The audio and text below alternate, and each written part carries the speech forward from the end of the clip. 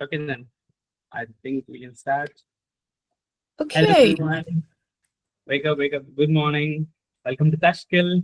This is our flagship event by Whitespace Society for the vacations. Uh, and today we have a special speaker, Sam. Thank you so much for joining us, even though you're a student and you're 12 hours away. Yeah, thanks for having me here today. The last time you gave a talk was in Ishanya. That was 4 years ago, if I'm correct. Yes, 3 years ago. And the whole batch has changed since then. So Yeah. you can start by giving your introduction. Yeah. So my name is Sam. You might know me as Tikklil online. And today I'm going to be talking to you guys a little bit about how I have done my work since I've graduated from DoD. And specifically, this is for those people who are interested in learning about what different modalities, what different routes are available to you if you want to be self-employed after graduation, if you don't necessarily want to go down the corporate employment route. So a little bit about me.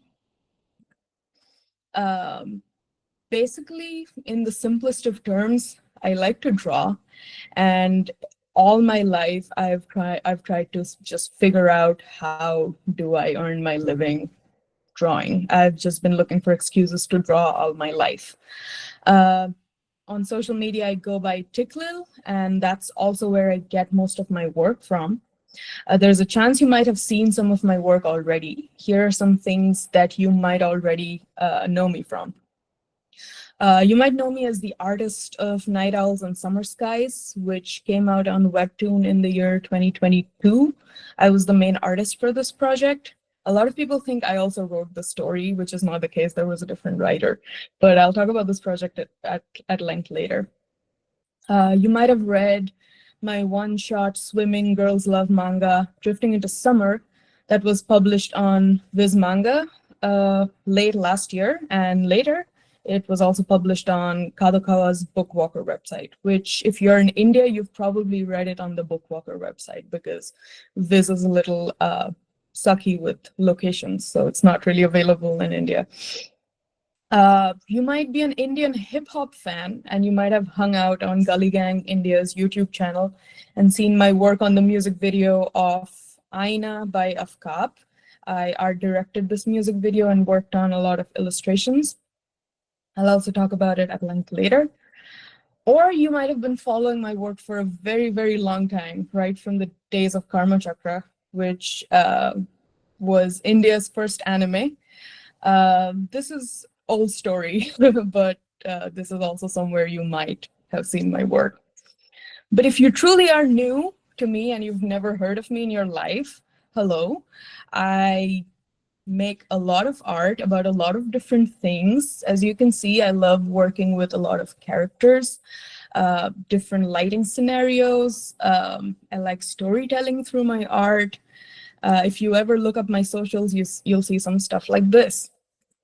And you'll immediately know what fandoms are eating my brain because I also make a ton of fan art.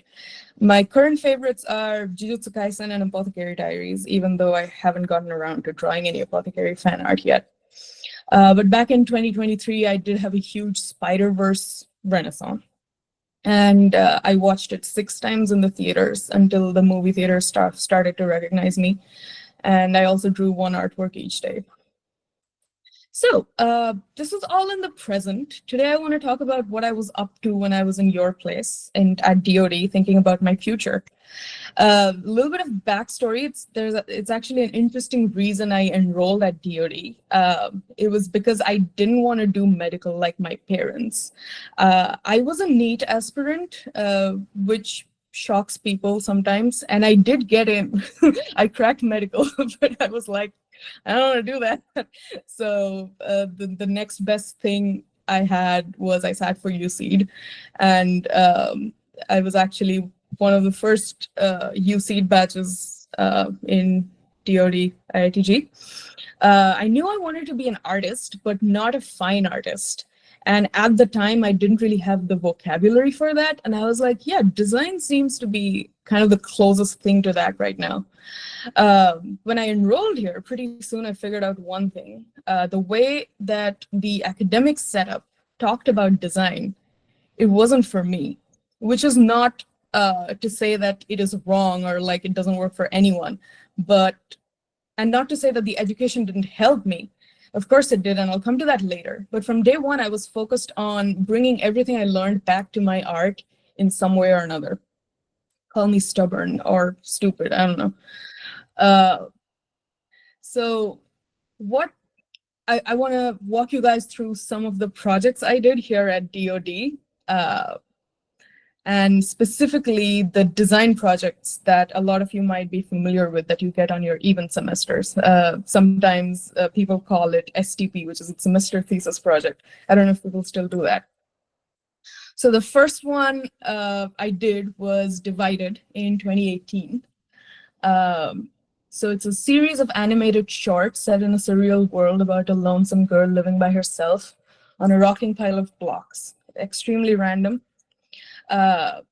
Because when the first STP rolled around, it was like suddenly too much freedom. And I was like, oh, I can do anything. Now I have no idea what I want to do. So my thesis guide saw some sketches in my sketchbook and suggested, why don't you try animation? Like, these sketches look fun. Why don't you try making a scenario out of these and see what you can come up with? I was like, you know what, why not? I've never done animation before, so I started teaching myself animation that semester and made 2 one-minute short episodes. This is a series that has brought me joy for a long time. It currently has 4 episodes on my YouTube, which you can go and watch now. The first 2 are absolute dog water because it was the first time I was teaching myself animation, and I was animating on actually not an animation software, but on a digital painting software. And every time I drew something, I was exporting PNGs and then putting it in Windows Movie Maker to check if the motion works, which is giving very 55-year-old dad, but if that's not me, I don't know what is. But that is how I started animating. And I loved this project so much, I kept making more even after the STP was over. So yeah, right now it has 4 episodes. The next year, the next STP rolled around. It made me realize that design projects every even semester were a huge chance for me to be fully creative and do literally whatever I wanted, however I wanted. So naturally, third year rolls around and there was another STP to be done. So I teamed up with my good friend Safoy, and we decided to take a crack at fashion and makeup design, which we don't really learn at DoD ever. Like, that's not a subject. And we were like, you know what? That's still design. Let's try it. So we decided to make a hypothetical brand called Citrus and design like makeup and apparel under it. And you have to understand how completely insane we went, okay? We took fashion design for beginners classes on YouTube. We went to Fancy Bazaar and bought cloth for texture mood boards, and then we made little mount board cutouts for outfits. And we were working with all this like elements of design, like shape, contrast, value, and all of that, and we were creating outfits. We put our clothes and makeup on our models, who were all, of course, drawn and painted by me. We made product photos, which were lovingly 3D modeled by Blender genius Safoy. And to finish it off, we compiled the whole project into a catalog-style lookbook that the company would release. It is still lying around somewhere at DoD. We never found it after graduation, so it's somewhere. If you find it in the exhibition room, it might just be somewhere, unless someone has thrown it away. This project was insanely fun. We got to learn about a side of design we'd never study in class. But we still put into practice branding and identity design. And at the end of the day, just had a fun, solid project on our hands that we still look back on fondly. So this is kind of what I mean when I say design projects are where you have fun and build a portfolio that you want to build. You get so much freedom. So like it's time to really ask yourself what new crazy thing you want to do. And instead of being a time to think, how can I make something other people already make, go crazy, have fun. By the time fourth year rolled around, I had to start thinking about a BTP idea. Uh, there was a little bit of expectation placed on me by myself, and also like, I made this up in my head that it had to be an animation film. But after working on a film idea for half a semester, I began to realize that as much as I love animation, uh, it's a hobby for me, and I like to do it for enjoyment. So when I place like external constraints on it, it doesn't really come out the way I like. So my true interest was somewhere else. And it was an incredibly difficult decision to change my entire brief after midsem was already over. So I went into the midsem with a whole animation idea. And after midsem was over, Sheetal ma'am was my BTP guide. And I was like, I cannot do this anymore. And ma'am looked at me like, are you okay? And I was like, I am not. So I had to do like a lot of convincing to get, be allowed to change my BTP idea halfway through. It was an incredibly difficult decision, but I brought the suggestion to ma'am that I wanted to do an illustration project instead. So what came out of that was this project called Untranslatable, which is an illustration series based on various untranslatable words in the world's languages and their etymology, which means their root words and how that language evolved from other words in ancient languages. This series was my first step to kind of trying to invoke emotions using art. I had never drawn complete scenes before, like with characters and backgrounds and everything. And doing this project, I learned so much about composition and mood and lighting and finding my own pace. Like another thing that like the BTP helped in a professional sense is that it puts a timeline on your project. So you have big plans, but you need to break it down into milestones that you need to achieve. And I knew I wanted to make 15 illustrations. So I had to be like, okay, I need to be making one illustration a week to hit this goal, or I need to be doing all this thing within this time frame to hit my goal of finishing my BTP. And since I'd already changed an idea once, I was like, I cannot mess up. Like this has to be it, right? So I learned a lot in the span of just these 15 illustrations. So one of like I'll never regret it. These two were my favorites from the bunch. If any of you are interested in learning more about the projects, there's also a lot of text to it. There's an explanation to every word. Or even if you want to read my complete boring BTP thesis submission, it's all on my website. It's Tikklil.com. I'll talk about it later. So, of course, elephant in the room, before my fourth year could be over in 2020, we had to evacuate the campus and go home because of COVID. So I finished my BTP and graduated in the middle of the pandemic. Graduating in the middle of lockdown was already hard, but now I had to think about my game plan ahead. For starters, now I was sure about what I wanted to do. Being at home gave me plenty of free time to draw and then share those drawings online. Interesting thing happened. This caused like a sudden growth in my following, because we all know the algorithm loves a good, consistent upload schedule. And when you're stuck at home with nothing to do, consistent upload schedule is all you can do. Which was something I wasn't anticipating, but that is kind of what pushed me to get started. In the early 2020s, I was a big fan of BTS, and I was drawing fan art almost every day. The plus side to that was I now had a lot of people who were interested in my work, because I had a common ground with a lot of my audience. So I could start thinking about, okay, now that I have your attention, would you also like to look at my original projects? So I was like slowly like introducing, microdosing them on my own stories. One such project was Quarantine with an M. This is what you could call a visual diary project. It was like an exploration of the first few months of the quarantine through animation and illustration. So sort of a slice of life kind of thing. The concept I was playing with is how your home becomes your whole world during quarantine. So I put a lot of effort and care and attention into the environment.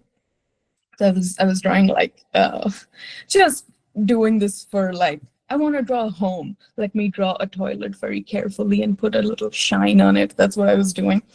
Uh, and then I put a character in that environment and tried to create that very subtle mood of loneliness, but also like calmness that came with quarantine.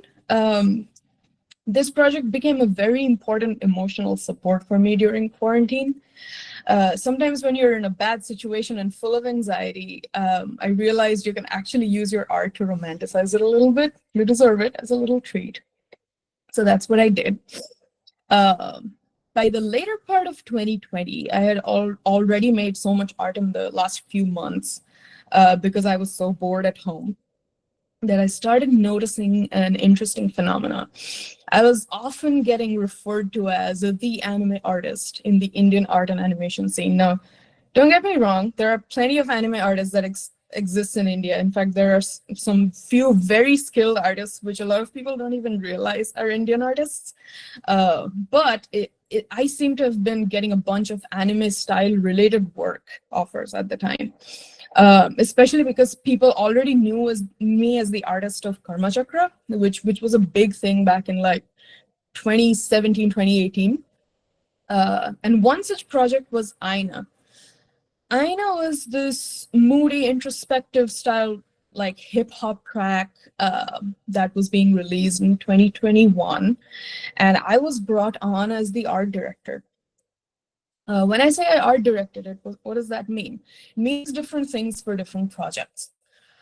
For this one, it meant that I would get a brief of the mood and feel for each shot of the whole MV. And then I would take the director's storyboards and create the final look of the video. And that means the look for every shot of the video. At every stage, we were working with iterations and I was receiving feedback and giving them options, how illustration jobs go. So my job was basically to treat each shot of the music video as a separate illustration. For example, if you watch the music video, you'll see that this one shot shows up 3 different times in 3 different lighting conditions. And they were just like, we need 3 different times of day and they need to be visually distinct. And I was responsible for designing all of these as separate illustrations with completely different vibes, which were then animated over. My work also included painting over 3D models of the environment like this one. I did draw some of the city scenes entirely by hand too. I don't regret it because I was so scared of drawing buildings before this project. But once I did it, I was no longer afraid. Like sometimes you get a project that's so exciting, but in return, you have to draw 25 buildings in perfect perspective and rendering. And stepping out of that comfort zone is what helps you grow as an artist ultimately. So don't run, just do it. For example, all these buildings here, all of them hand-drawn. And then when they brought on a 3D artist, I was like, oh, thank God. But now I have the skill set. So I did an illustration for every single shot like this. Essentially, I had the responsibility of deciding what the music video looked like. Once I gave the team my illustrations, the animators used my character layers to animate over, while the compositors took every layer and used it to give the video that cinematic dynamic effect. While all of this was happening, I was still somehow finding ways to stay active with my personal work. In 2021, my friend, who is a writer, and we started collaborating on an original illustrated storybook project called God of Little Things, not to be confused with God of Small Things. It was a quiet kind of slice of life story about an architect who accidentally prays to a tiny little god, saving the god from disappearing. If you've ever heard of Noragami, kind of a similar vibe. I made all the art for this project while my friend did all the writing. And I was consistently sharing this art on my social media over the course of a year. And slowly it was gathering attention from my followers at the time. Creating stories with relatable characters is always a super effective way to get people to be invested in your art. Like, I know I personally was struggling with a lot of like mental health and like self-worth issues. So I just created a guy and put all my issues on him. And I was like, okay, go out in the world, my son, gather me some empathy. And that's what I did.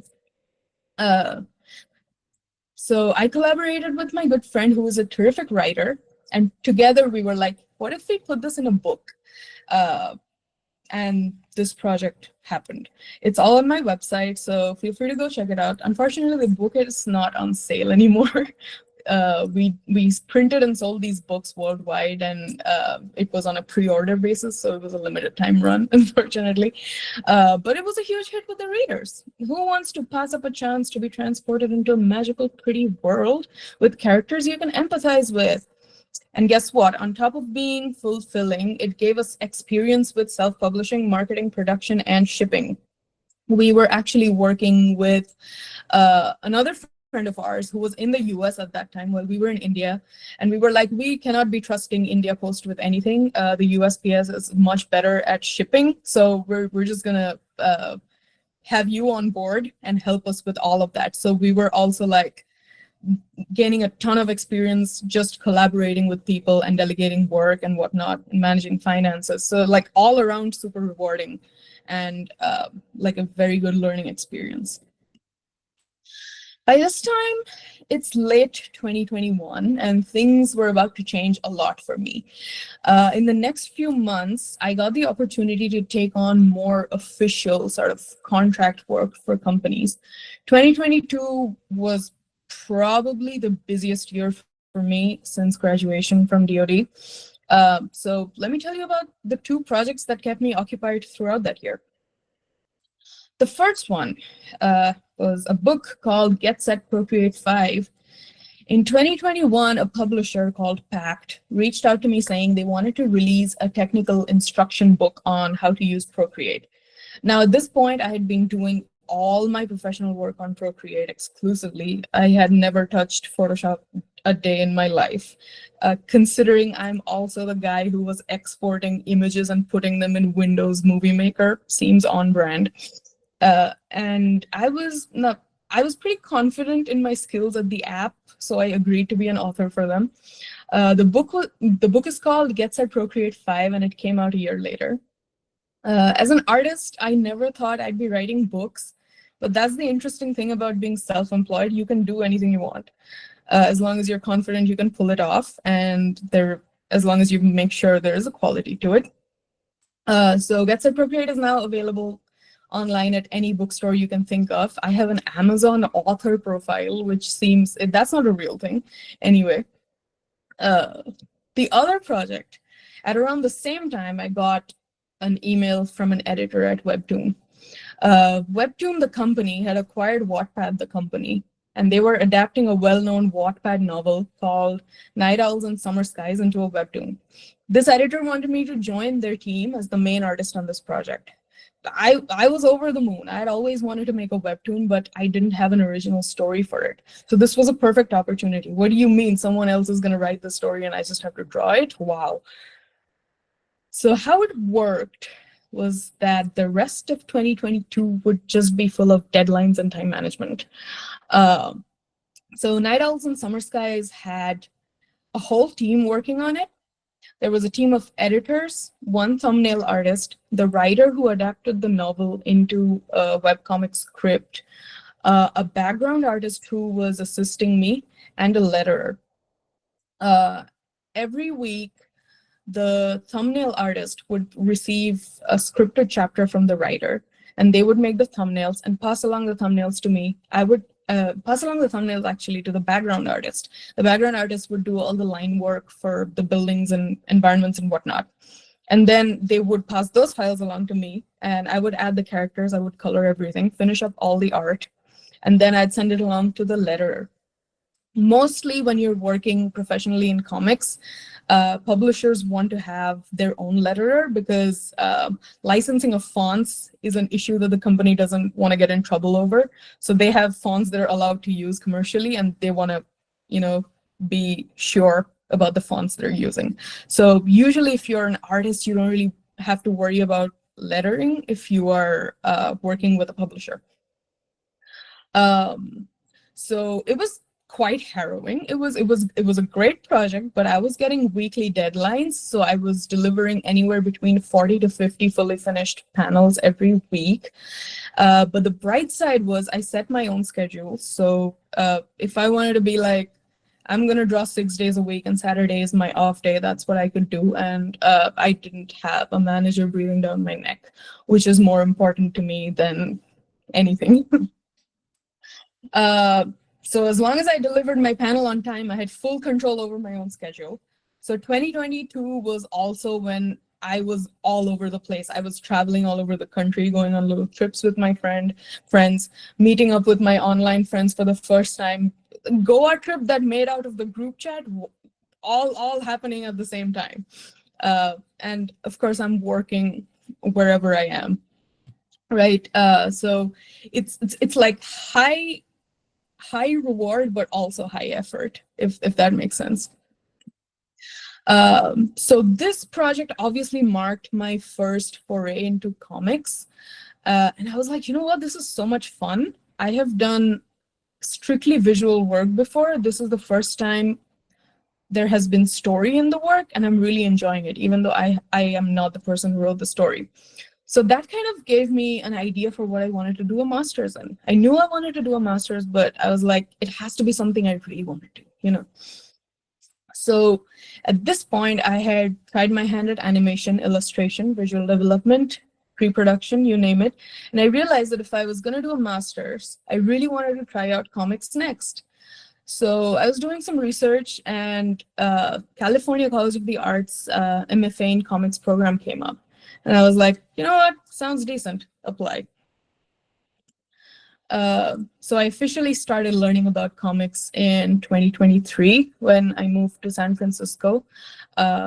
This was a completely new experience, since comics is a combination of art and writing. For some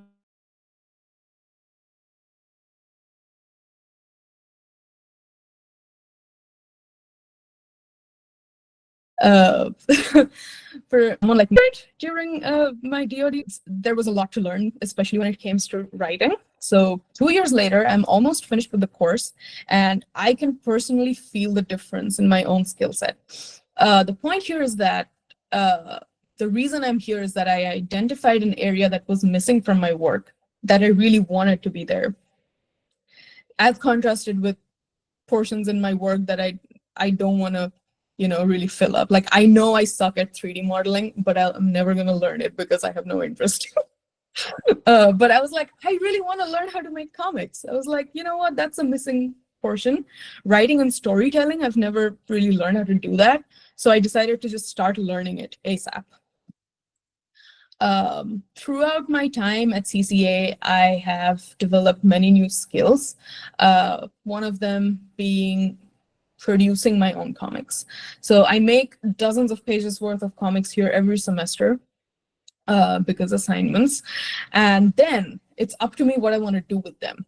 I have to find ways to print and assemble them. In the process, I've learned a ton of hands-on skills like formatting or printing, different techniques of printing, binding, all of that.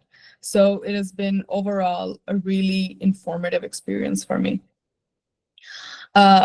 I also turned my BTP into a book. So keep that in mind. Anything you make in college can turn into a project that goes much beyond college. So always be thinking, always be scheming and plotting. So this book is now on sale at a bookstore in Seattle. They saw my work at a convention, they liked it, they said, hey, we want to have it in our store. They picked it up.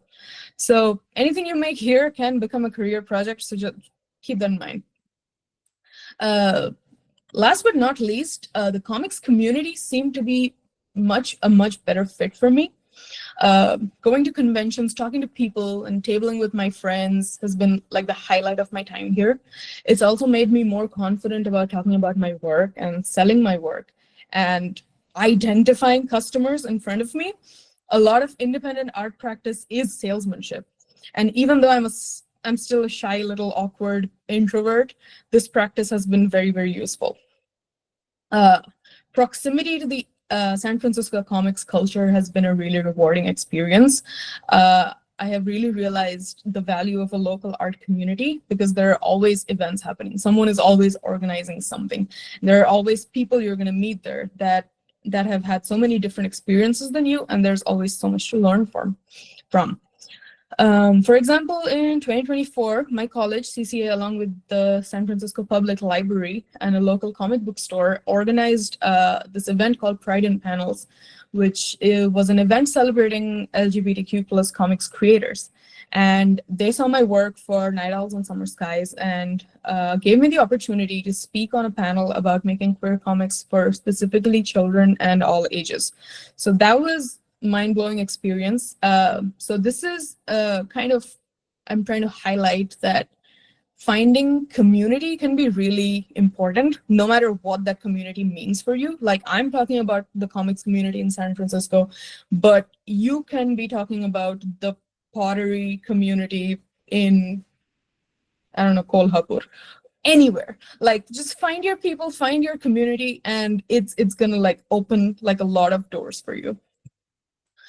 Now let's talk about career opportunities in higher education. Like, I'll be speaking from my personal experience, but this is less of this is what you should be doing and more of wherever you are, wherever you find yourself, there are always opportunities. So keep an eye out for them.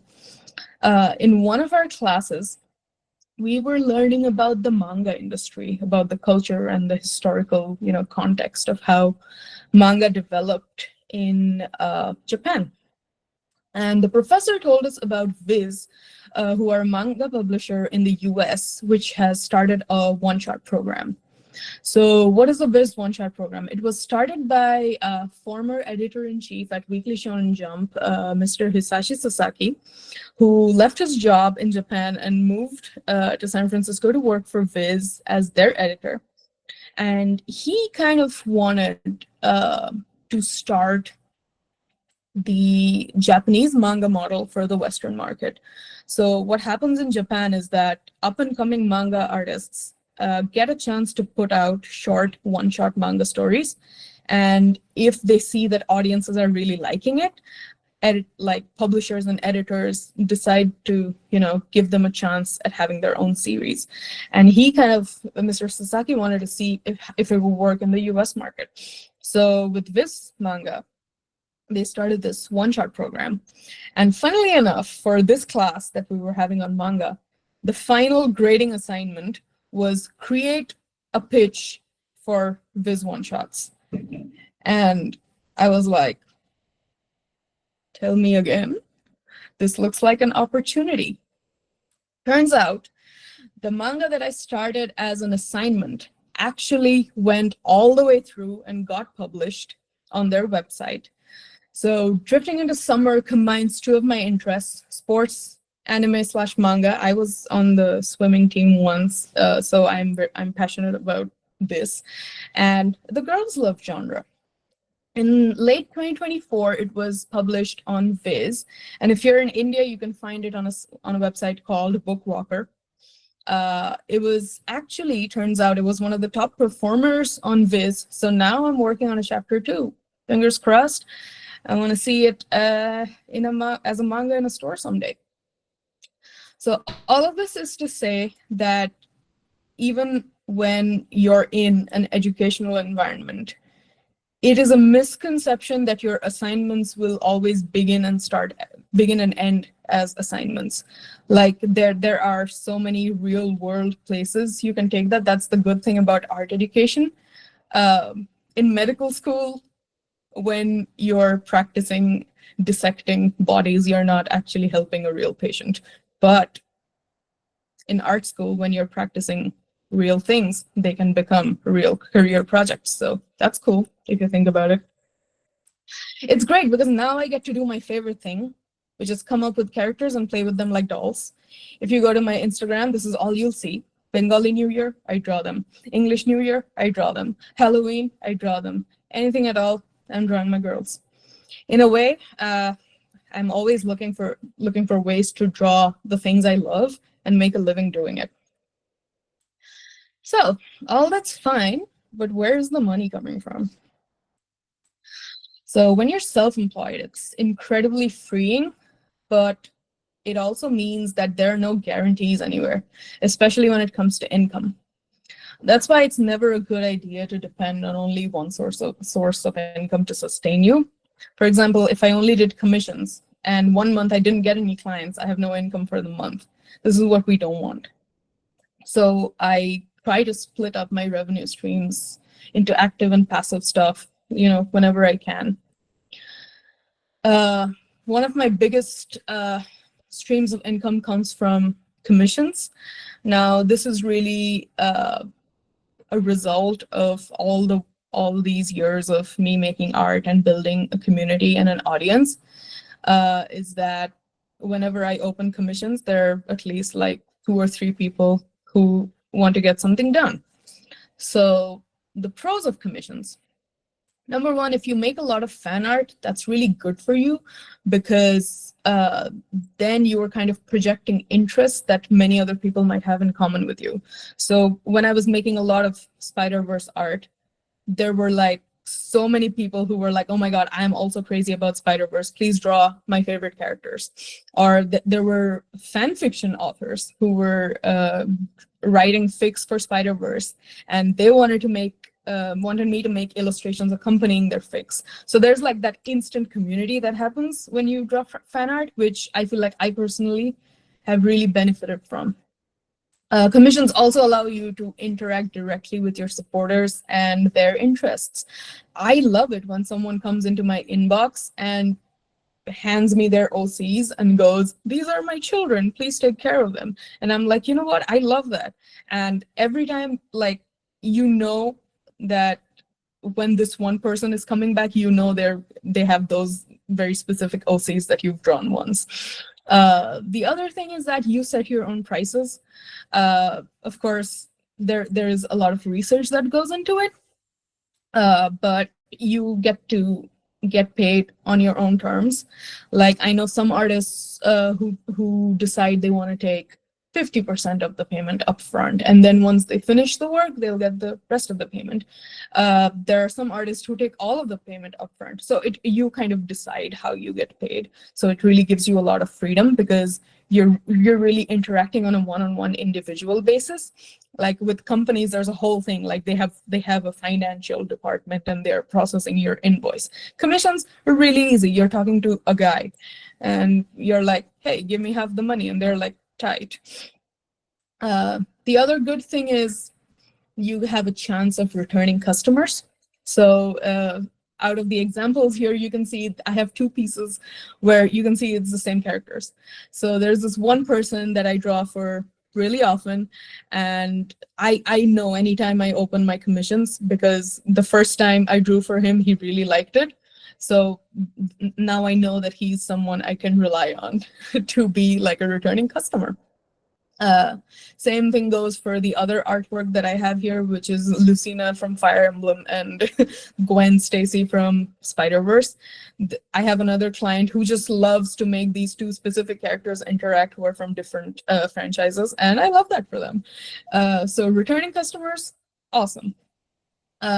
Clients are usually less critical about your work than you are. So if people have decided they want to commission you, it is actually a great self-esteem boost working with people who are just in love with your art. And you're like, oh, I don't like how I did it here. And they're like, what are you talking about? This is awesome. And you're like, oh, okay, this actually feels pretty nice. So that's another huge pro. Cons. Unpredictable interest. So 1 month you might open commissions and the world is in a recession and nobody has money. Congratulations, you have no commissions.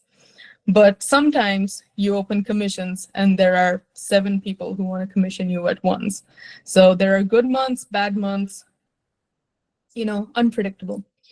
The other thing is pricing your own work is a little difficult because there are no rules.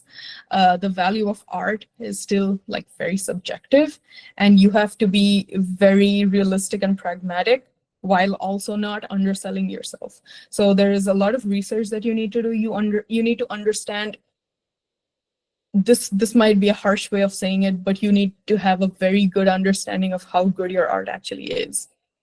So this is like a practice skill, I suppose. Like if I see an artist, I immediately know, okay, this person can be charging more than me. Like their art is that good. And sometimes I will get questions from newer artists, and they're like, how much should I be pricing my work? And I'm like, be very, very objective about your art, know what your your strengths are, and then research for how much artists with your level of experience are charging and then getting commissions from. So, pros and cons. The other stream of income I have is Patreon. This is kind of a household name for monthly passive income. Well, slightly passive, because you still have to give like supporters specific perks. So the pros are, it is a good choice if you already have an established audience that likes what you do. So say you've been doing commissions for 3 years and you're seeing that you have like a loyal group of people who consistently come back to you for like similar types of art. You have like a beginning of a Patreon, right? It has a recurring monthly payout. You know how much you're getting paid every month, and it comes in at a date that you can predict. Patreon lets you do early access posts. So suppose you want to share something for your paid supporters, but then you want it to be public at a later date. You can do that. It integrates Discord, so if you want to be in a Discord server with your supporters, Patreon lets you automate that system. So as soon as someone joins your Patreon, they add them to your Discord. It is also friendly if you're making 18+ work, which I know a lot of interest. And the cons are, Patreon payment systems are a little finicky with the Apple Store. So this, I'm getting into the details a little bit, but sometimes when people sign up through the Apple app, Patreon charges them more. So you have to remind your supporters, pledge through the website or whatever. Like, it's a little bit finicky. It's a little technical. The other thing I use is Ko-Fi. It is really versatile. I really, really recommend using Ko-Fi. The pros of this platform is that it can do most of what Patreon can do and more. So you can accept tips, which are for pure support. So tips for no service in return. People can just give you money if they like you. You can sell physical or digital items in a shop. I have a screenshot of my Ko-Fi shop here. I am selling a lot of digital comics. So Patreon also has a shop, but I prefer using Ko-Fi shop because I used Ko-Fi first. It has an automated commission system.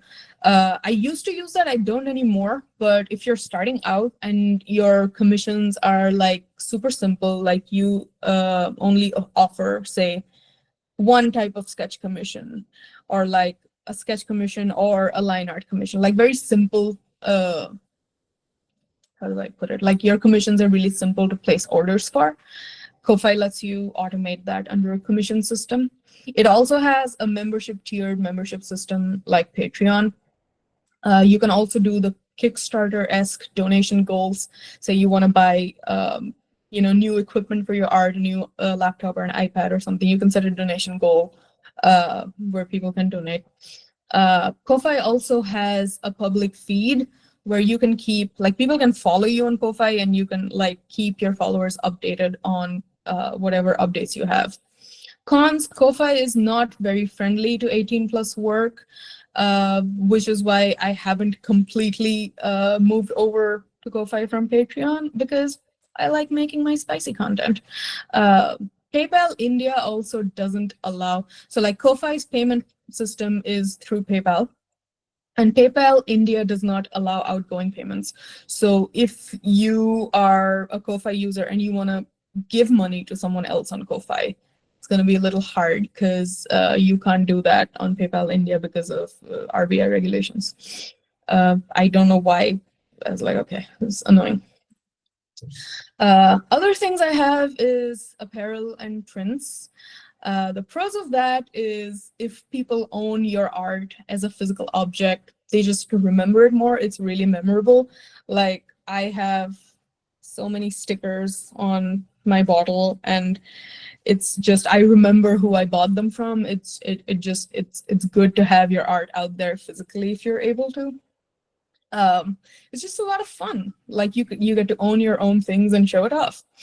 Cons is, if you, like, there are two things. You either have to give someone else the responsibility of producing your merch, and then you have to trust their quality guidelines and be like, okay, now I have to be okay with however you make things that have my art on it.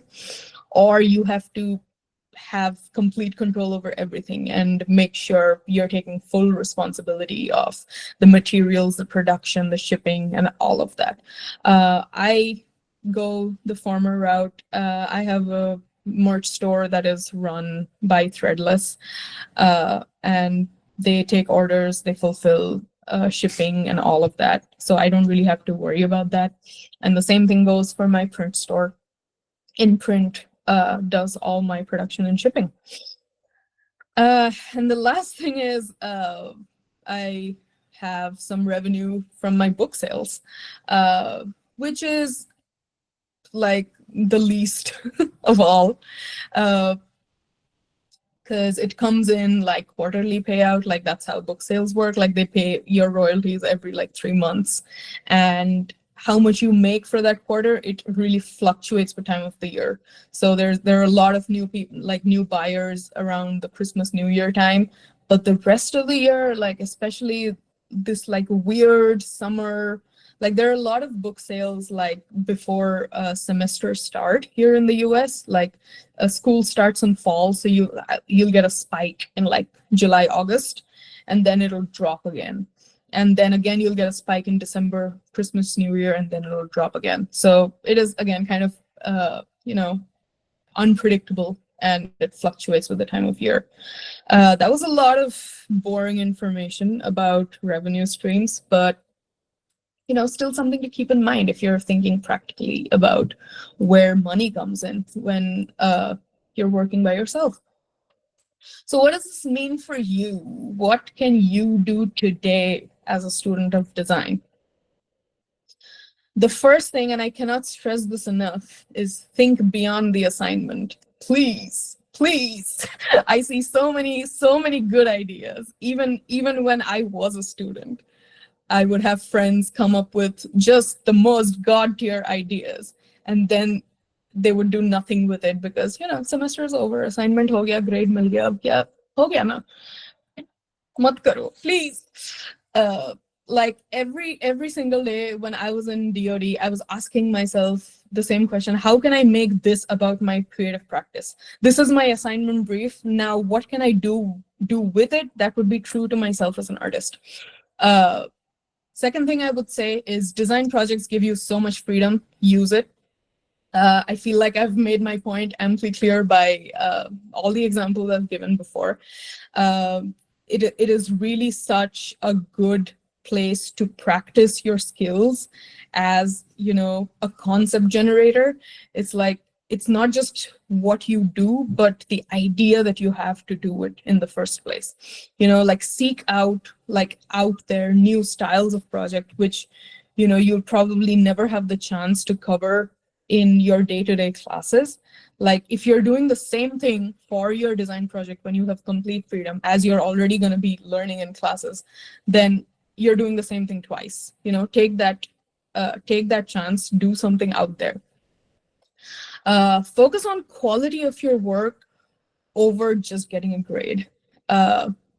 Like even if you get a pass or get a passable grade, and the work you've made, so much time you've spent on it, and like all that time goes to waste if you're not really thinking about what the quality of work is that you're making. College work can always translate into professional opportunities because we are all adults here. So any work you do, you have the rights to it and you have the rights to sell it. So college just gives you such a good, conducive environment where you're surrounded by other creative people. You have so much opportunity for collaboration, and your only job is to be creative, and you don't have any other work. So like take full advantage of it and just do the best work that you can. If you're into art like me, start paying attention in your visual design class. I promise it will help you. Like, I know all this talk of, going your own way, being independent makes it seem like, education is education. Like, who wants to listen in class anyway? It's boring. But no. That sounded so. Anyway, but you know what I'm trying to say? Like, so topics like visual narratives or principles of design, elements of design, no matter where you end up, you will be using these things. To this day, I use things that were taught to me in class by Uday sir or Sheetal ma'am, or like Manoj Maji sir once or twice. I didn't have classes with him. But there are like things that I have taken away from my classes that help me to this day. So it is not all just useless blabber that you can just tune out and then be like, oh, I'll do something by myself. It's really useful, and make the most of it. Classes that focus more on the system type of thing, like treating yourself as a business and an entity and a system that can be planned, those classes are super useful too. Like talking about graphic design, where you learn about like branding, which you can then apply to yourself as a brand. Cognitive ergonomics, which tells you so much about how people's minds work, especially buyers and users' minds, which you can use to then sell your work. Design evaluation, design analysis, it will help you have like such a better understanding of your own work objectively. Like you'll be able to evaluate how good you are and how good you are not yet, which is a super good skill to have. So all these classes are extremely valuable to the entity and the business called you. So I would pay attention in those classes.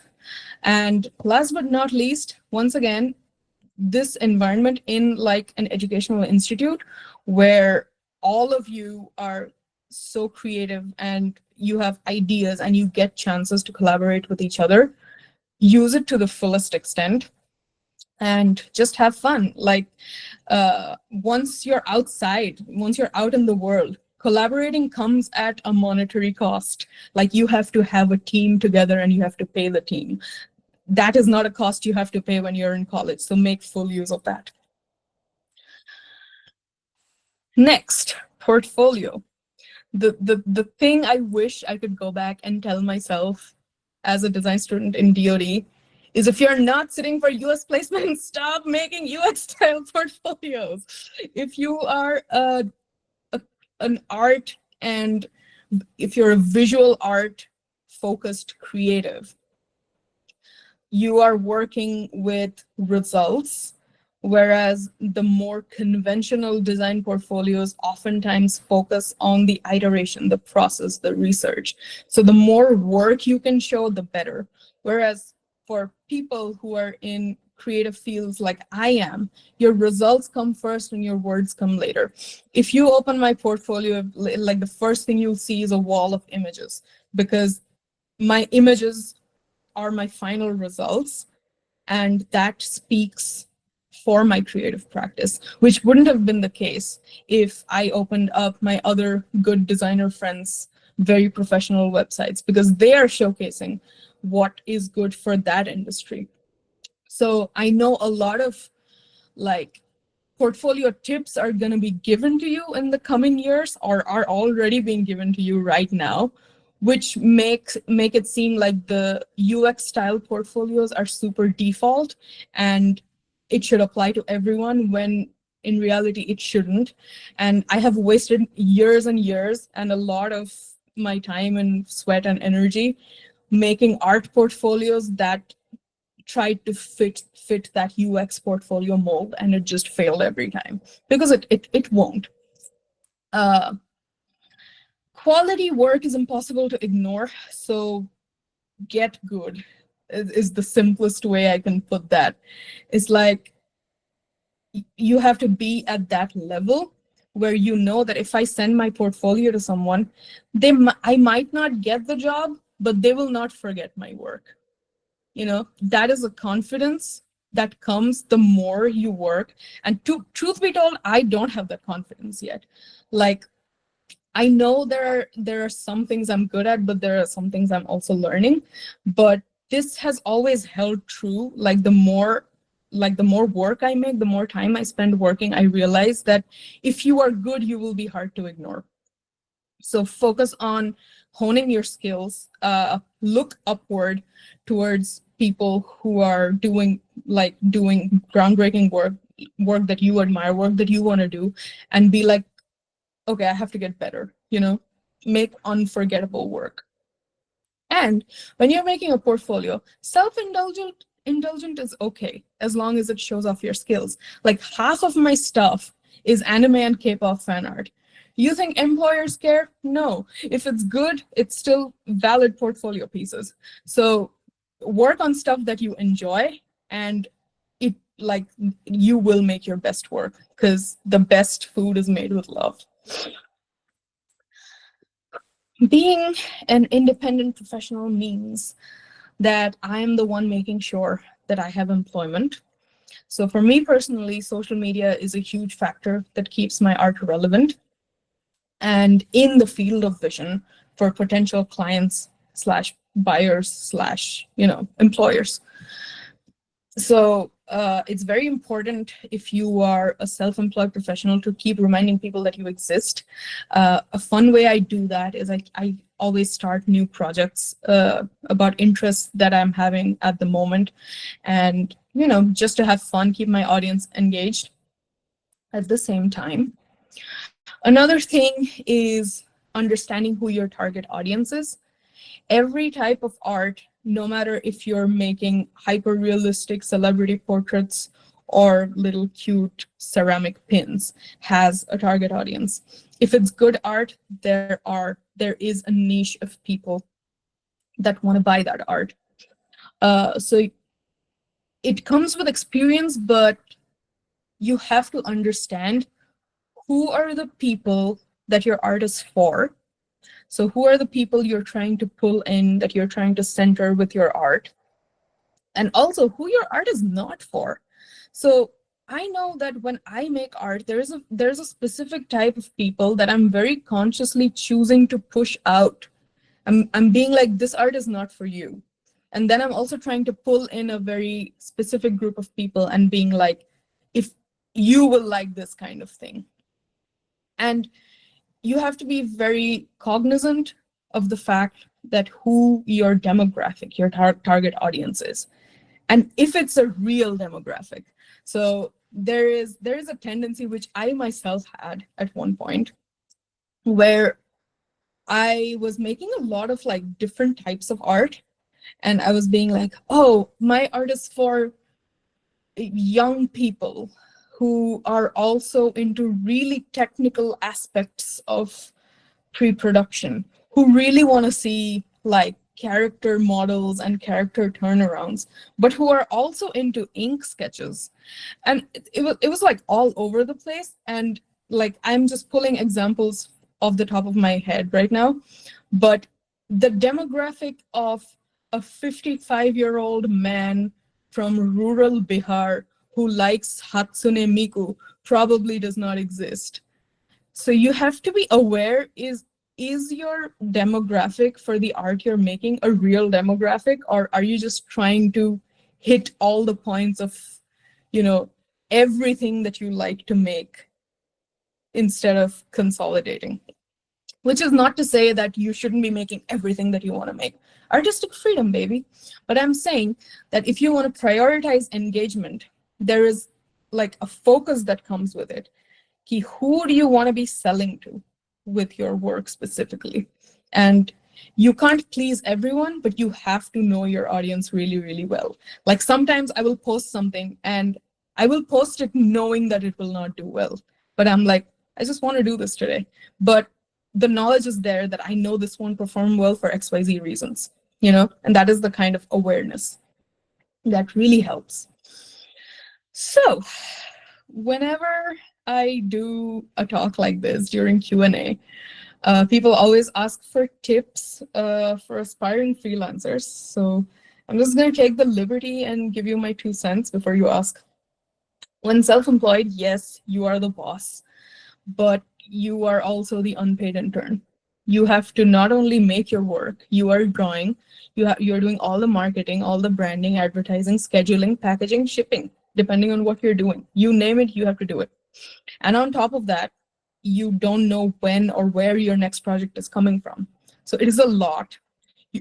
So before you start thinking about a creative career that is self-employed, you really, really have to be sure about what you're getting into and what it entails.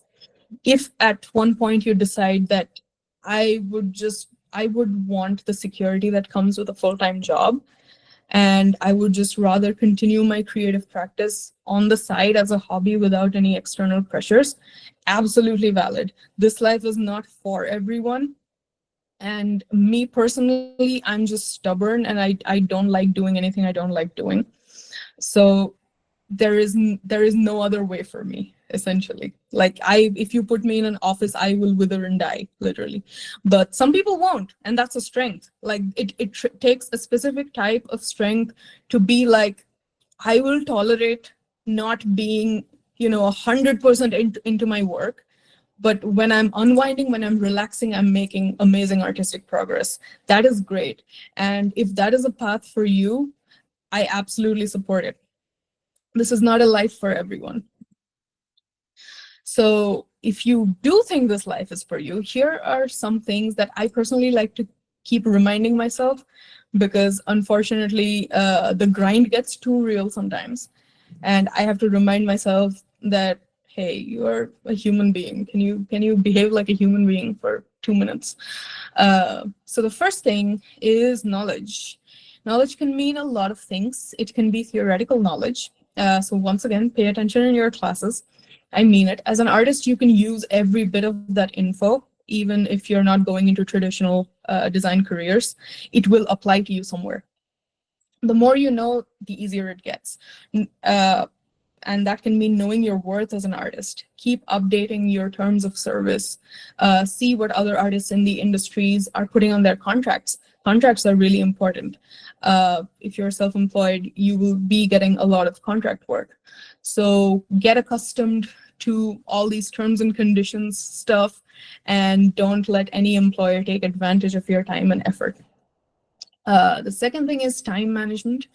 As a freelancer, I'm often working on like 4 to 5 things at once. Not right now because I'm in school, but when I was working like full time. And all of these 4 to 5 things will be important, and all of them with their own deadlines. So having a game plan for dividing my week, month, even day is very important. My schedule fits my personal speed and workload, and yours should fit yours. So you should know how many hours you can comfortably work in a week, and which project takes more from you physically and mentally, which project takes less. And having that kind of planning, like if project A and project C both like are really demanding on me, I shouldn't put them on the same day. Like planning like that, it's really important. Hobbies and rest. Speaking of time, setting aside some hours for other hobbies and just resting is really important. I've suffered from burnout before, and it still keeps coming back sometimes. So keeping my mind and body refreshed is equally important as work, if not more. For artists struggling to find hobbies aside from art, I urge you to find or pick something that is not related to your work, something you don't need to do perfectly or even do well at all. Write terrible poetry, do K-pop dance choreographies. I used to do that. Make new recipes. I don't care. Get sleep, you know. Find time to do things that don't have pressure on them. And once again, like, sleep well, because even if you're thinking that you are extending today, you're actually borrowing from tomorrow. So might as well go to sleep now and get more hours tomorrow than trying to prolong today and taking stat debuffs tomorrow. Exercise. As artists, we work with our bodies as physical labor, whether you like to admit it or not. Our hands are our primary asset. Hand, shoulder, wrist, neck, back. Uh, Ergonomics class, anyone? They're also prone to injury. We usually sit at a desk for hours and hours, putting tremendous pressure on our back, neck, and shoulders, sometimes even knees. Like sitting in the same position all day can sometimes hurt your knees too, because knees are terrible design, and we all should know that. You should prioritize taking good care of your body, not just because it'll affect your work, but because nothing is worth ruining your health for. Like, as long as you have your body, you have your work. So take care of your meat suit. Um, Keep your records. As a freelancer, you are an individual, but also a business. You're handling all your finances, so it's important to know how money works. That includes taxes, pricing your items, making sale plans, understanding how business works.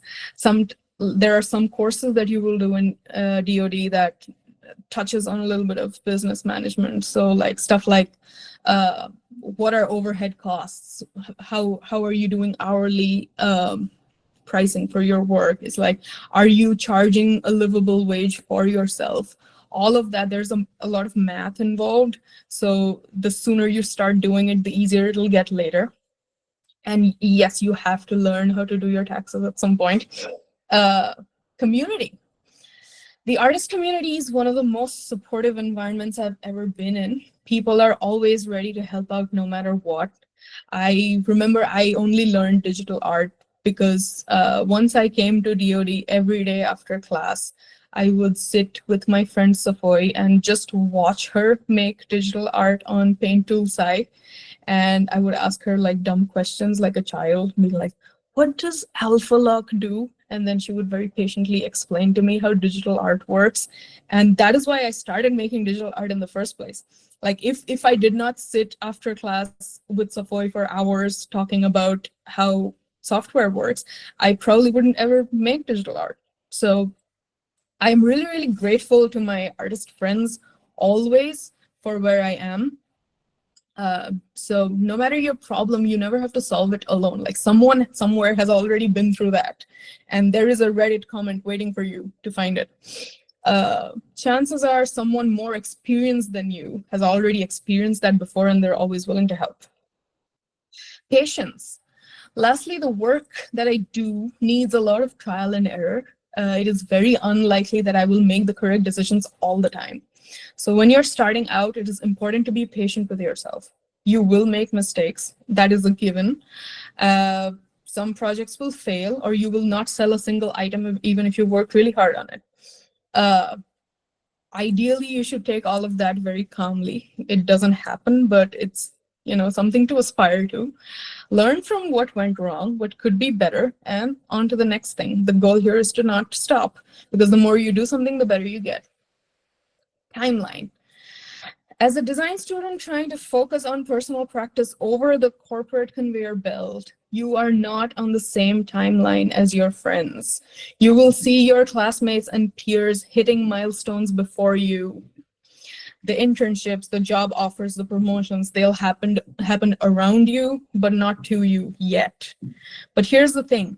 In independent practice, you're not just selling your process, as I said before, but also your results. The better your work gets, the more work opportunities you get, which means you are probably not making your best, highest quality work as a college student. That's just realistic. None of us are. Like in 2018, when I was in second year, I was making absolute dog water art, and I know that. So building a body of work takes time as a creative professional. So remember, you're working on a different timeline than your peers.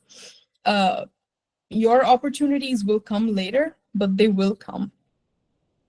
So that's pretty much all the tips I have today. And this brings me to the end of my presentation. I feel like I stayed on time. So these are all my contact details. My website is at tikklil.com. All my social media is at Tikklil, and my email is tikklil.art@gmail.com.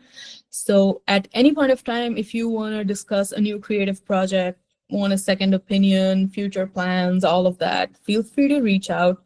I'm always down for a chat. In fact, I am in touch with one or two of your seniors even now, and we yap a lot. So if that sounds good to you, feel free to reach out anytime. So that was me. If you have any questions, now is the time. I So, do so have, I do have questions. yes, ask away. So I've been like working in a like work from home internship, but I kind of not feel interested in because it's work from home and it's very boring. Like when they at the same time you do it outside, you don't feel the same. Like how do you deal with that? Because I feel like I will get sleepy or bored in work from home internship. Hmm. Yes, that is a very pertinent question because most of my work has been work from home. I have never worked in an office yet. So, what I've learned from trying to work, especially during COVID, is that for a lot of people, trying to work in the same place that you go to sleep really confuses you. So it is important to make a distinction between your workplace and your rest place. So you know, we are like lizard brain animals at the end of the day, and you need to take care of yourself like you would take care of a pet. Like you are your own animal and you are in charge of its enrichment activities every day. So things that have worked for me is putting like a physical divider between my work table and my bed, putting on a fresh set of clothes before I start working for the day. It kind of tricks my brain into thinking I'm dressing up to go to work. So now I have entered like a different mode. So that helps me kind of like separate work time and home time, and helps me stay more alert. Was that kind of what you were asking? Yeah, yeah, thank you. And also, how do you deal with jealousy when it comes to art? Like sometimes you get jealous of others' art. Like how do you deal with that? Ooh. Well, as an artist, a lot of the times your personal self-worth is so tied to the art that you make. It's like it almost feels like if someone's art is better than mine, they are a better like person than I am. Like they're somehow more than me, which is not true. Sometimes that jealousy for me comes out when I see like artists who are so much younger than me, who are making like super high quality art. And I have kind of been trying to teach myself to reframe those thoughts as, wow, kids who are much younger than me nowadays get so many more resources than I did when I was their age. So it is like a collective win for the art community that younger people are now getting access to better tools. So I feel like reframing your jealousy in a way of, I didn't get that or I can't do that, but someone can. And that is so great for all of us because art is at the end of the day a very human thing. And it is a privilege that we even get to make art. So it is really a good thing that you can make art and other people can make art and you both can bring like different things to the table, if that makes sense. We have some questions in the chat. How can I find an internship that's the right fit for my skills? Oh, I might not be able to help you with that because that is a question I never found the answer to, honestly. Um, I don't think an office sort of situation ever worked for me. So sorry about that. Oh, I would like to ask how you chose your master's degree, the prep you had to do for it, and whether it's necessary as an artist or not. It is definitely not necessary. I really like studying. I like, knowing a lot of theory about things that I want to do in my life. So being in an educational institution is a very like calming sort of, it gives me structure and a creative community with which to work. So a master's I felt was a good choice for me. Uh, but when it comes to why I chose it, as I said in my presentation, it was kind of, I wanted to do something I had never really done before. So I had done stuff like illustration, animation, visual development, and all of that. But I was really interested in comics, but I'd never done that before. So I was just looking at how I can learn comics in an educational environment, if that makes sense. So I feel like if you want to do a master's or not do a master's, it really depends on your reasons. Like if you do a master's but for a specific reason, but you can also fulfill it by doing something other than a master's. So that's like a pros and cons situation. But I specifically, I like to be in school. So master's was really a good choice for me. It really depends on you. How as an artist, you think about the AI art styles? Yeah, I feel like I'm definitely not a supporter of AI. There are tons of reasons for that. Copyright not being the least of them. There's the environmental concern too. And I also feel like people who want to make AI art want the recognition that comes with art without necessarily putting in any effort, which kind of irks me. So I don't necessarily think that AI is gonna take our jobs or whatever. It might, like it's a really complex topic. Like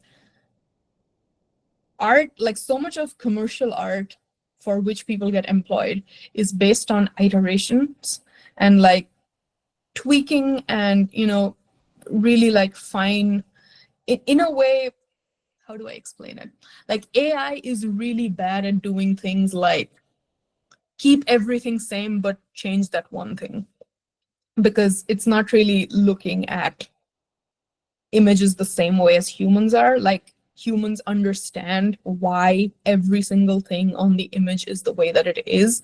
Meanwhile, an AI doesn't really do that. So I personally I'm not super stressed about it, aside from the fact that how like pervasive it's become and how every corporation everywhere is trying to put AI in everything. And it's really, who do we need that? I don't think we do. That was Also, like a lot of words.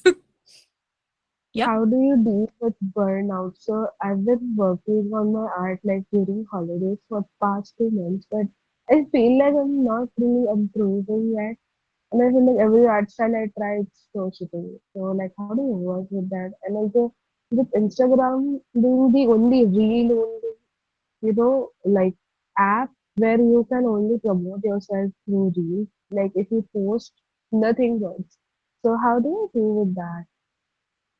Yeah, I do feel like there are two different parts of my brain that deal with this two different ways.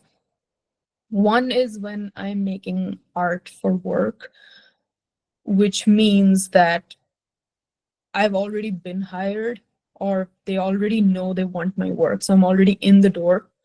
So I'm not like trying super hard to convince them that I'm good enough, because that part's done. Like if they weren't convinced, they wouldn't hire me. So then it's more of an issue of putting pen to paper and getting it done. So it's more of a mechanical thing. Like I'm not feeling super good about my art, but my feelings here don't matter because I'm not making that art for myself, right? Like even if I don't like it, my client likes it.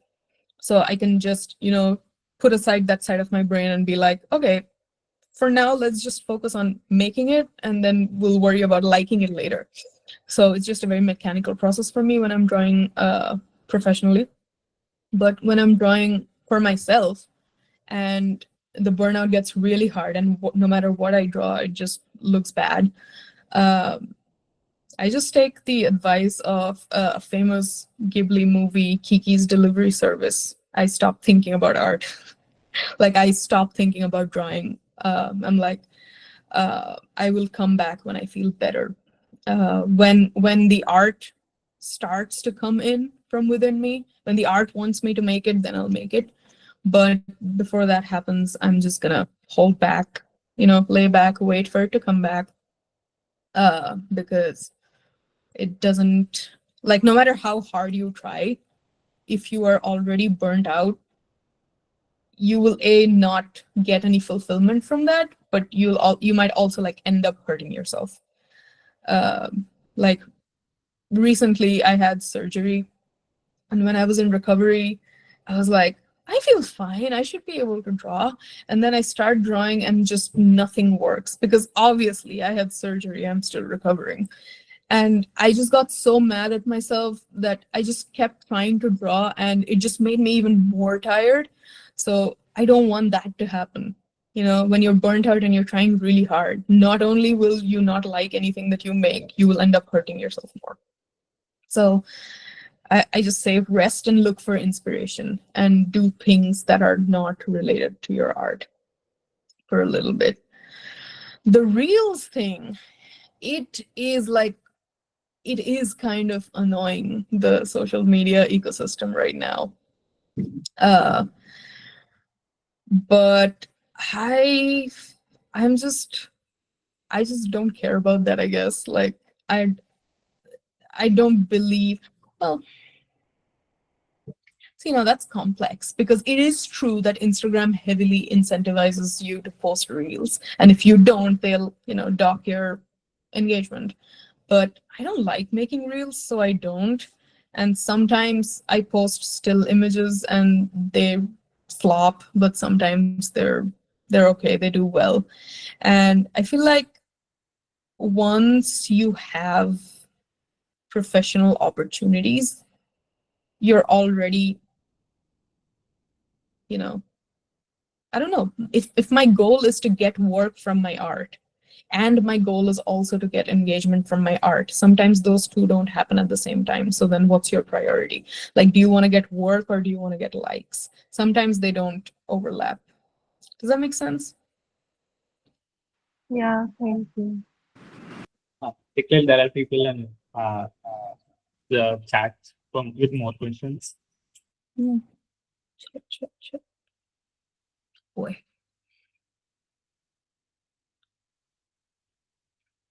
Advice to start building an audience. I feel like you have to give people a reason to care about your art.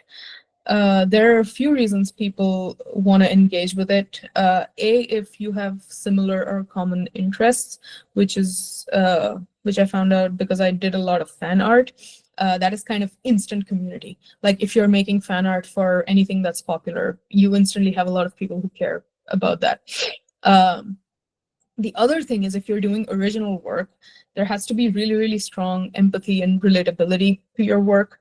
Like, you have to get really used to talking about your own work. Like, if you're making original characters or original stories, like, you have to be really confident about just being so annoying about them, never shut up about them, because they're your characters, right? There is not a source material. You are the source material. So people don't know anything about it until you tell them. So I feel like those are the two big things. One is like common things that a lot of people are interested in. And two is, if you're doing original work, then something that gives the audience something to care about. And the other thing, of course, is to make it as visually appealing as you can. And for that, there are many resources. There are tutorials everywhere. So whatever style of art you are making, there are ways to take it to the next level. And it's a lot of hard work. Good luck.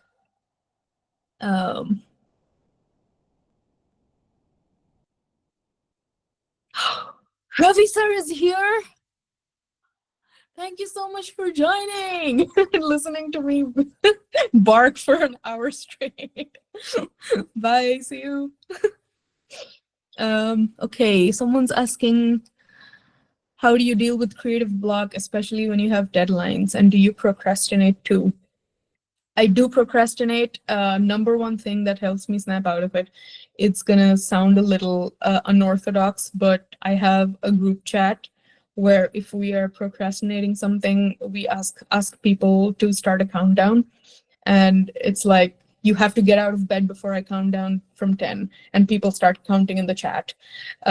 For me personally, that has helped me because I can't let them win. I have to get out of bed before they count to 0. But personally, I feel like random, like really unorthodox methods like this that trick your brain into like a primitive sort of fight or flight response really helps you snap out of it. Like you have to really convince yourself there is danger unless you move. Creative block when you have deadlines, I feel like I did talk about it a little bit before. When it's professional work, sometimes it's about just doing it, like physically doing it. Like it is a kind of like meditation in a way. Like, how back in the day the sages and stuff, they used to practice like penance and strength of will. Like it's a practiced thing. Like I feel like crap about my art, but I will still move and I will make it. And while making it, I will look at it and be like, this sucks, this sucks, this sucks. I should give up drawing. I should give up drawing. Oh, my deadline's over, submit. And I don't have to think about it ever again. This kind of like the mindset you have when you're trying to finish an assignment that you really don't care about, but you have to finish it for your grades. That is kind of what you do, but like on steroids, because you still have to worry about the quality because you are doing professional work and people have trusted you with, to deliver a certain level of work. So yeah, I feel like it really comes down to that mental discipline. Whee! How old were you, or were you in college when you started working in Studio Durga? Yes. So I started working for Studio Durga a few months before I began college, actually. So I started college in July and I started working for them in April. They found me through my old Facebook page. So yeah, I was 18. I was freshly 18 when I started working for Studio Durga.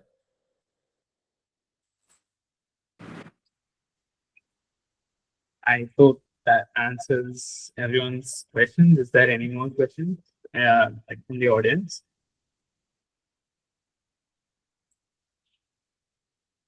Okay, so I don't think so. I've curated like, oh, ma'am wants to say something. Say, ma'am. Hello, ma'am. Sorry, hang on. I'm kind of in the middle of my Sunday errands. So I'm not turning my video on.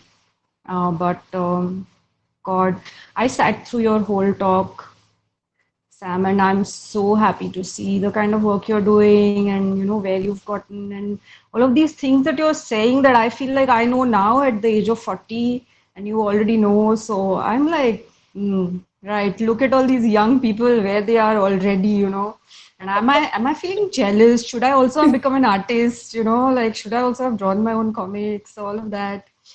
So yeah, I mean, even when you are 4 decades old, you're still going to have similar questions that you have when you're 20, 30, whatever.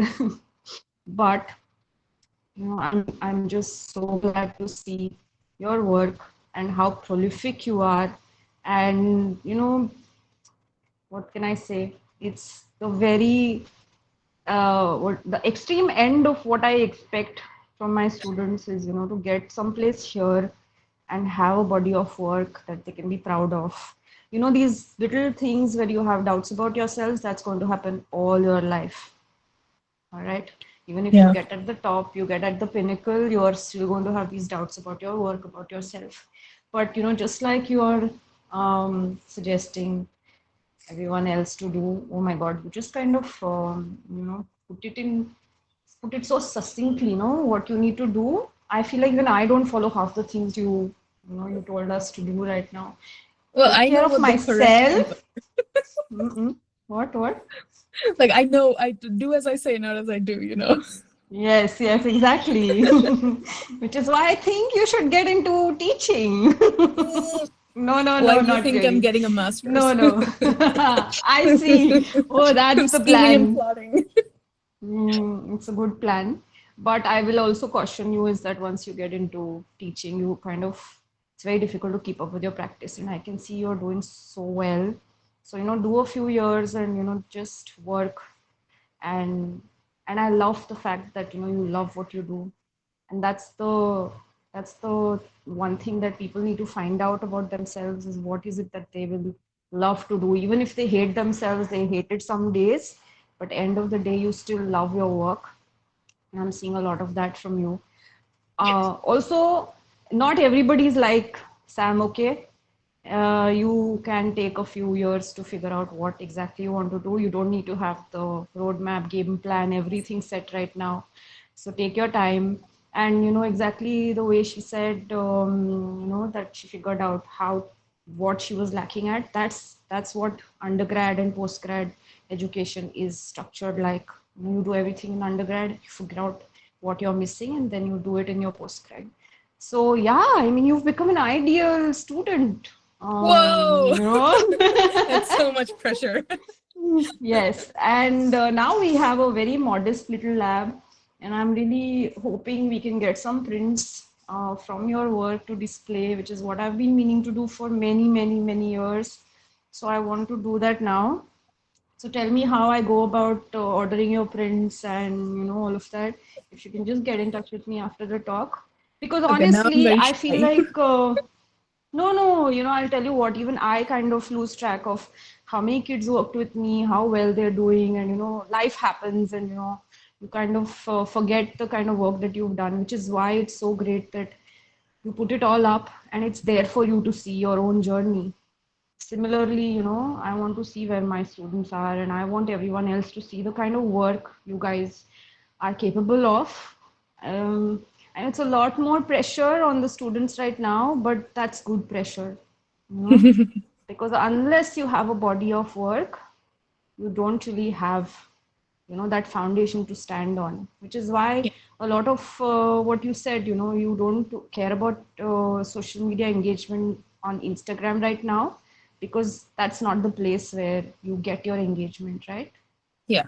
Like So, it and you started out have, as engagement, but right, once you have the work, you're like, okay, the goal has been achieved. exactly underline that. Once you have the work, that's what's the most important thing.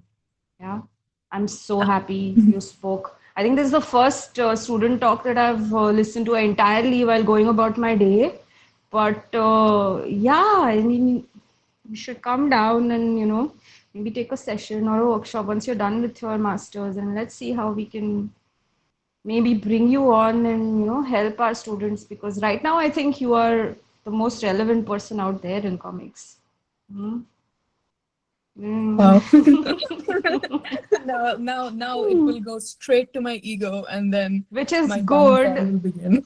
No, don't say that. No, listen, that's how life is, right? There are ups and there are downs. You can't always be on the high all the time. That So just fair. won't work. All right. So Great. thank you so much for your talk. And Of course. please, I don't know if I have your updated numbers. If you can just ping me, and then we'll Yes. figure out how to get your work to DOD for display. Yeah. Yay. Okay, I'll do Thank you that. so And much.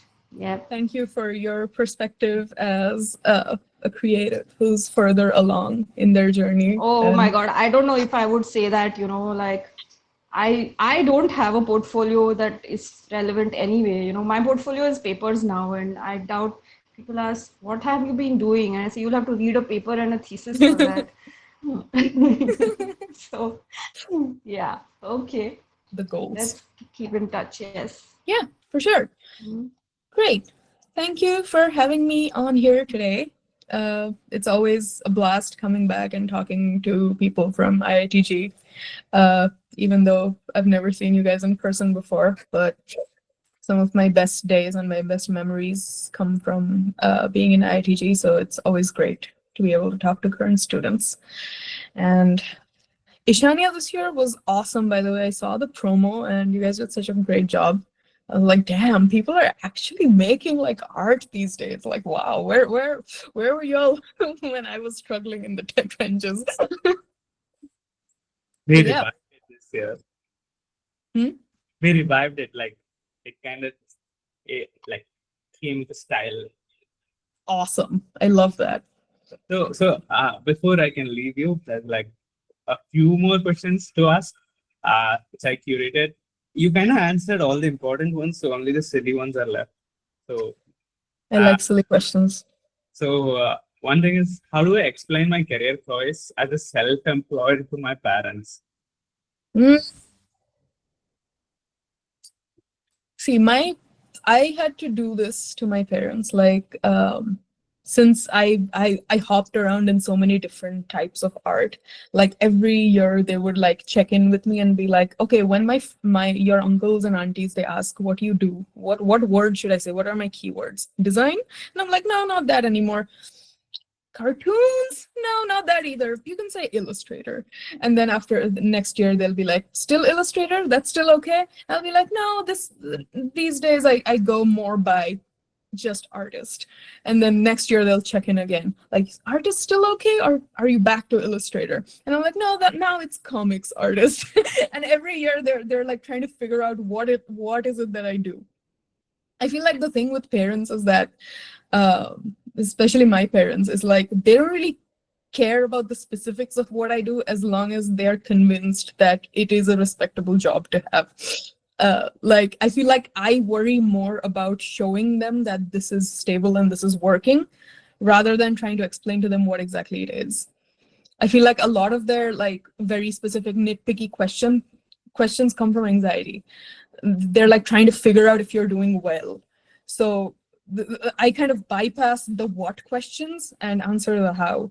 I'm like, you don't need to know what exactly I do, but all you need to know is I'm making this much a month. It is fine. I can like support myself if I were to live by myself, and that is all they want to know, honestly. So Okay. it helps if you have the results before you try to explain it to them. Okay, understood. So we had a lot of questions about creative blocks, and you answered them very detailed. But as a creative individual, as you said, you have like good months and bad months. So how do you deal with your finances when you have a creative block? Like as in, I feel like a lot of it is luck. Uh, like for example, when I got the webtoon project, uh, a lot of my clients are also like from outside of India. So it helps us out in a way that is, the currency gap is so huge. Even if they're not paying to their like the highest standards of their industry, it is actually pretty good if you're living and working in India. So uh, I have kind of been talked into like having really strong savings because of my parents, because they're really annoying about it. So it's kind of, you wanna, like I had the privilege of being like, I can go back and live with my parents before I have my career set up. A lot of people don't have that privilege, which is why I was able to take the full risk of setting up a freelance career, like just because I didn't have to worry about where I'm going to stay or what I'm going to eat, right? And that is a huge privilege. So if you feel like that is not an option for you, it is always a very good decision if you want to play it safe and be like, you know what, first I need to worry about my financial security, and then once I have a body of savings, I want to take that risk and see where I can take my independent practice. So think well, think hard. There are ways to go about it, and I'm sure like if there are people who have gone through that before, so I feel like there is community and advice out there. Sometimes even your own parents might help you out. So does that answer your question? Yes, yes, it does. Thank you. One last question is, what is next in your career path? Like, what Ooh. what is your next step for it? Well, I think it has been clear from the path that I've taken thus far. I don't really plan ahead a lot. Most of my career has been, that looks cool, I want to do that. And then once I'm like, okay, I'm comfortable with this now. Oh, what's that new next thing? I'm going to do that now. So that's kind of my philosophy, which I feel like will come back to bite me in the butt one day, but we'll burn that bridge when we get to it. But I feel like I don't really think like, oh, this is what I'm gonna do next, and then I'll plan about it. Right now, my biggest focus would be working on the second part of my manga, which I'm really lucky to have because the first part did well. So Mr. Sasaki, who is my editor, was like, hey, you want to try doing a continuation, see how it works? So right now I'm working on that. So there is you have a new manga to look forward to. So that might be my immediate next project. Okay, cool.